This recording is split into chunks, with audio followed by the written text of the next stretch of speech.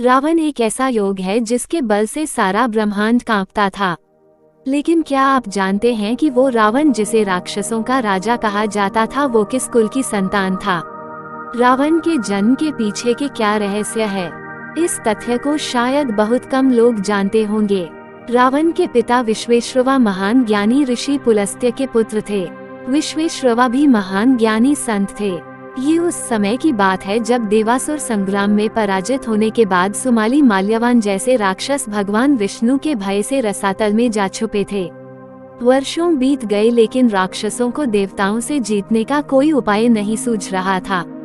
एक दिन सुमाली अपनी पुत्री कैक्सी के साथ रसातल से बाहर आया। तभी उसने विश्वेश्रवा के पुत्र कुबेर को अपने पिता के पास जाते देखा। सुमाली कुबेर के भय से वापस रसातल में चला आया, लेकिन अब उसे रसातल से बाहर आने का मार्ग मिल चुका था। सुमाली ने अपनी पुत्री कैक्सी से कहा कि पुत्री, मैं तुम्हारे लिए सुयोग्य वर की तलाश नहीं कर सकता, इसलिए उसे स्वयं ऋषि विश्वेश्रवा के पास जाना होगा और उनसे विवाह का प्रस्ताव स्वयं रखना होगा। पिता की आज्ञा के अनुसार कैक्सी ऋषि विश्वेश्रवा के आश्रम में पहुंच गई। ऋषि उस समय अपने संध्या वंदन में लीन थे। आंखें खोलते ही ऋषि ने अपने सामने उस सुंदर युवती को देखकर कहा कि वे जानते हैं कि उसके आने का क्या प्रयोजन है, लेकिन वो जिस समय उनके पास आई है वो बेहद दारुण वेला है, जिसके कारण ब्राह्मण कुल में उत्पन्न होने के बाद भी उनके पुत्र राक्षसी प्रवृत्ति के होंगे। तब कैक्सी ऋषि चरणों में गिरकर बोली, आप इतने महान तपस्वी हैं तो उनकी संतान ऐसी कैसे हो सकती है? आपको संतानों को आशीर्वाद अवश्य ही देना होगा। तब कैक्सी की प्रार्थना पर ऋषि विश्वेश्रवा ने कहा कि उनका सबसे छोटा पुत्र धर्मात्मा प्रवृत्ति का होगा, इसके अलावा वे कुछ नहीं कर सकते। कुछ समय पश्चात कैक्सी ने एक पुत्र को जन्म दिया जिसके 10 सिर थे। ऋषि ने 10 शीश होने के कारण इस पुत्र का नाम दशग्रीव रखा। इसके बाद कुंभकर्ण का जन्म हुआ, जिसका शरीर इतना विशाल था कि संसार में कोई भी उसके समकक्ष नहीं था। कुंभकर्ण के बाद पुत्री शूर्पणखा और फिर विभीषण का जन्म हुआ। इस तरह दशग्रीव और उसके दोनों भाई और बहन का जन्म हुआ। रावण ने क्योंकि ब्रह्मा की तपस्या, ऋषि विश्वेश्रवा ने रावण को धर्म और पांडित्य की शिक्षा दी। दशग्रीव इतना ज्ञानी बना कि उसके ज्ञान का पूरे ब्रह्मांड में कोई सानी नहीं था। लेकिन दशग्रीव और कुंभकर्ण जैसे जैसे बड़े हुए उनके अत्याचार बढ़ने लगे। एक दिन कुबेर अपने पिता ऋषि विश्वेश्रवा से मिलने आश्रम पहुंचे। तब कैक्सी ने कुबेर के वैभव को देखकर अपने पुत्रों से कहा कि तुम्हें भी अपने भाई के समान वैभवशाली बनना चाहिए। इसके लिए तुम भगवान ब्रह्मा की तपस्या करो। माता की आज्ञा मान तीनों पुत्रा भगवान ब्रह्मा के तप के लिए निकल गए। विभीषण पहले से ही धर्मात्मा थे। उन्होंने 5000 वर्ष एक पैर पर खड़े होकर कठोर तप करके देवताओं से आशीर्वाद प्राप्त किया। इसके बाद 5000 वर्ष अपना मस्तक और हाथ ऊपर रख के तप किया, जिससे भगवान ब्रह्मा प्रसन्न हुए। विभीषण ने भगवान से असीम भक्ति का वर मांगा।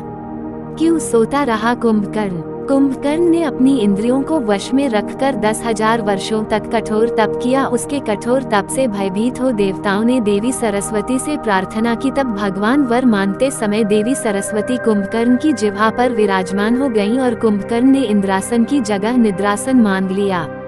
शार्द प्रेरित आंसू मति पफेरी मांगिस नींद मास खटकेरी। रावण ने किससे छीनी लंका? दशग्रीव अपने भाइयों से भी अधिक कठोर तप में लीन था। वो प्रत्येक 1000वें वर्ष में अपना एक शीश भगवान के चरणों में समर्पित कर देता।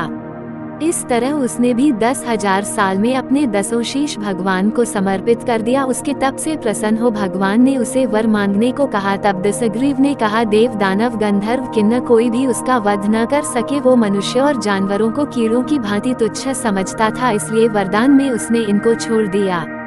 यही कारण था कि भगवान विष्णु को उसके वध के लिए मनुष्य अवतार में आना पड़ा। दशग्रीव स्वयं को सर्वशक्तिमान समझने लगा था। रसातल में छिपे राक्षस भी बाहर आ गए। राक्षसों का आतंक बढ़ गया। राक्षसों के कहने पर लंका के राजा कुबेर से लंका और पुष्पक विमान छीनकर स्वयं बन गया लंका का राजा। कालजयी नहीं था रावण। रावण के वरदान की शक्ति थी। वो जानता था कि देवता भी उसे नहीं मार सकते, इसलिए उसने सोचा क्यों न काल को ही बंदी बना लिया जाए।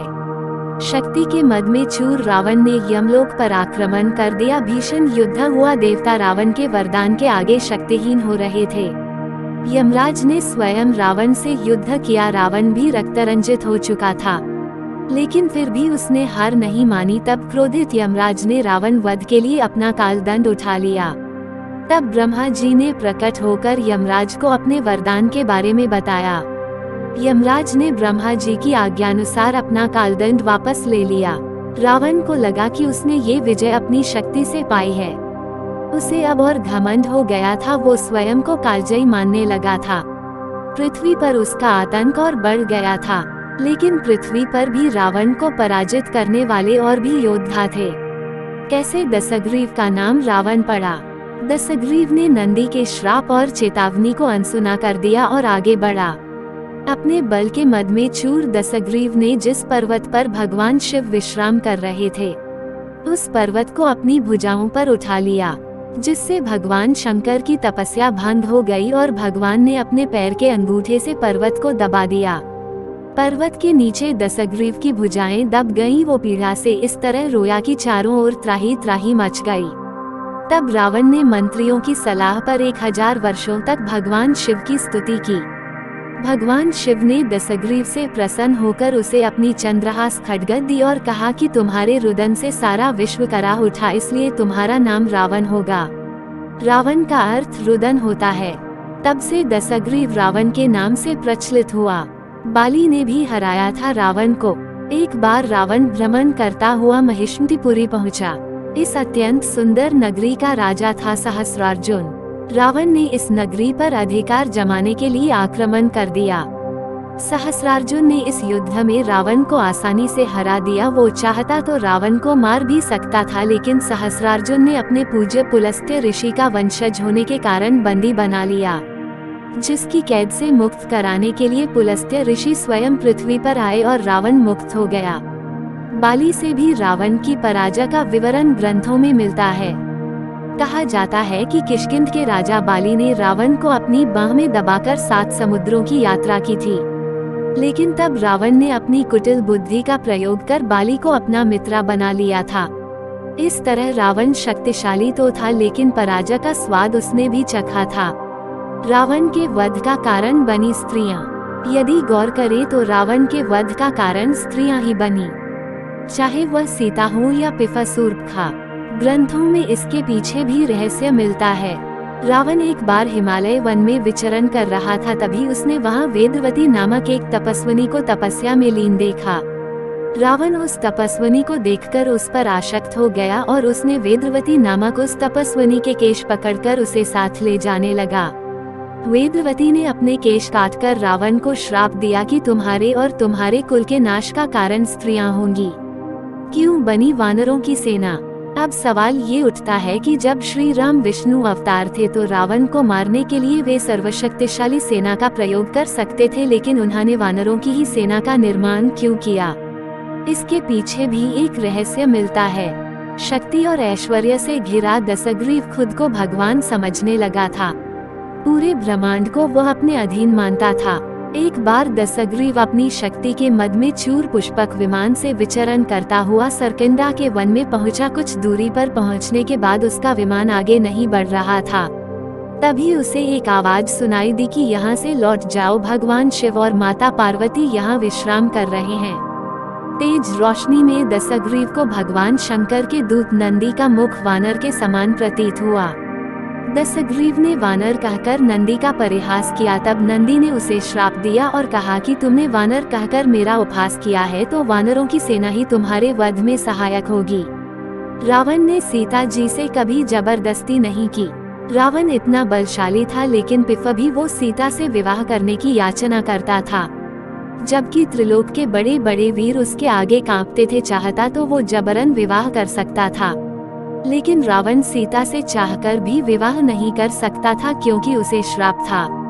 एक बार रावण आकाश मार्ग से विचरण करता हुआ जा रहा था, तभी उसने एक सुंदर अप्सरा को देखा। वो अप्सरा नलकुबेर की प्रेयसी थी। रावण ने उस अप्सरा को अपनी राक्षसी प्रवृत्ति का शिकार बना डाला। नलकुबेर को जब रावण के इस कुकृत्य का पता चला तो उसने रावण का श्राप दिया कि यदि वो किसी भी स्त्री को उसकी इच्छा के विरुद्ध छुएगा तो उसके मस्तक के 7 टुकड़े हो जाएंगे। यही कारण था कि रावण सीता से बार बार प्रणय याचना करता था।